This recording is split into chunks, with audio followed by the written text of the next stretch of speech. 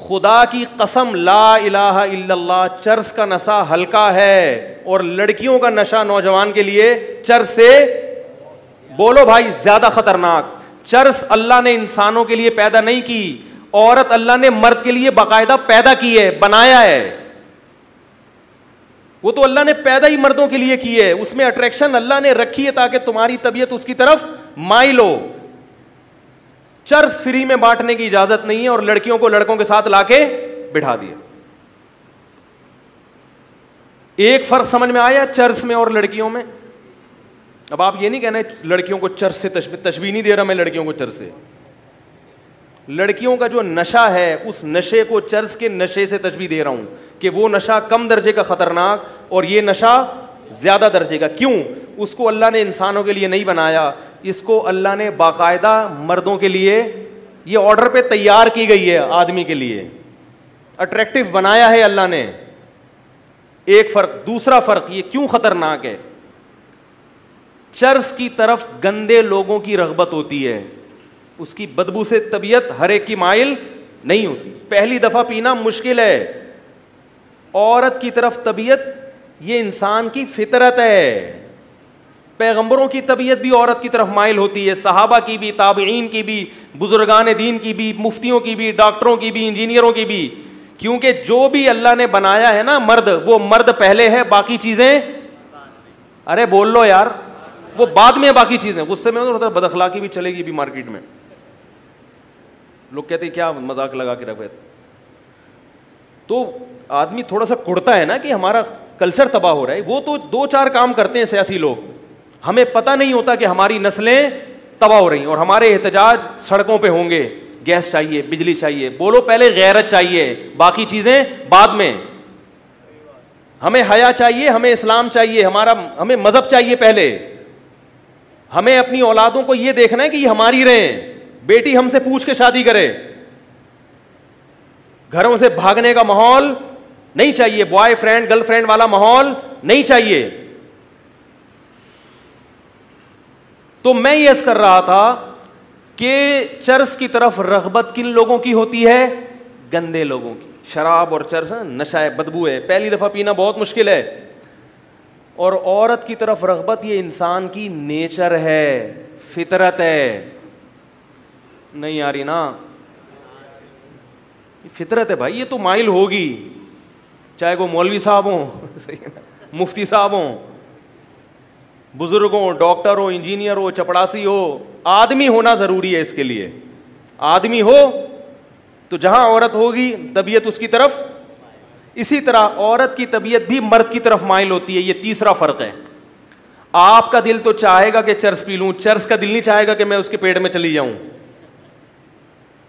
जबकि आपके साथ अगर लड़कियां हैं तो जहां आपका दिल चाहेगा तो वो भी देखेंगी कि ये, उनका दिल भी आपकी तरफ, बोलो ना यार।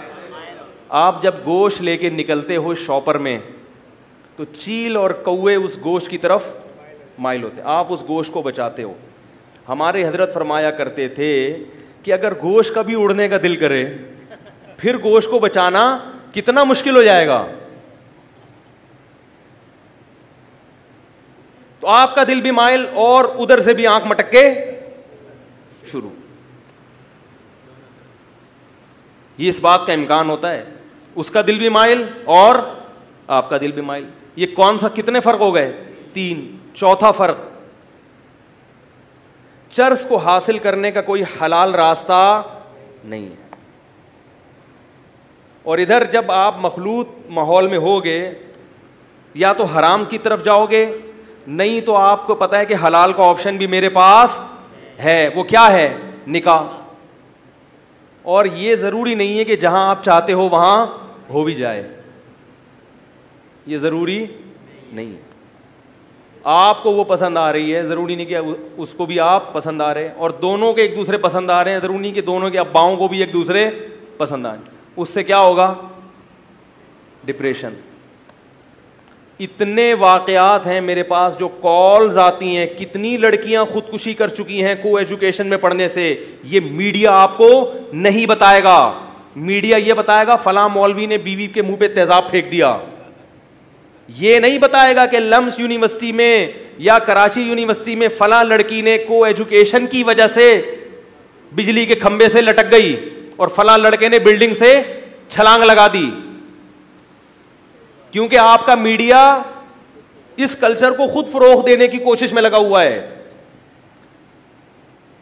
खुदकुशियों का जो रेशो आपके मुआशरे में है, जितनी खुदकुशियां हो रही हैं उनमें 99% नाकाम मोहब्बतों की वजह से हैं। मैं अखबारों की खबरें, इंटरनेट की खबरें नहीं पेश कर रहा, मैं ग्राउंड रियलिटीज का कायल हूं।